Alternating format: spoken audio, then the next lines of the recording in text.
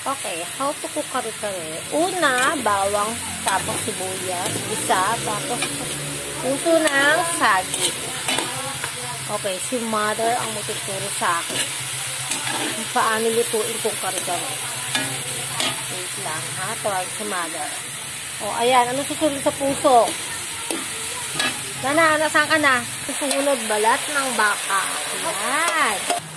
I'm sure perfecto. Perfecto pagkaluto kasi ako nagluto nito. O, ayan. Meron na siyang aswete. Bali, ito ay pagka naligay na yung balat ng baka, tapos aswete, pakulong ko lang ng konti ito. Then, tatakpan daw. Tapos, susunod na yung gulay na sitaw. Tsaka yung susunod yung mga talong, pecha, yung mga malalambot. Tapos, yung bagoong bayon. Tatakpan ko muna yan, ha? Para lumambot. Okay, next, yung sitaw. Ayan. So, yan yung pechay. Tapos, okay na. I know I would be nothing without you. Okay na. Ito na ang gading ko. So lean on me whenever you have to.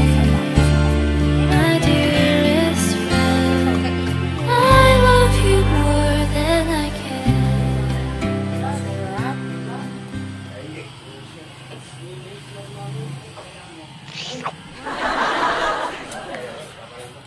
Ayan. Siyempre ako muna ang nantitikim ng aking luto. Ako nagluto nitong kare-kare.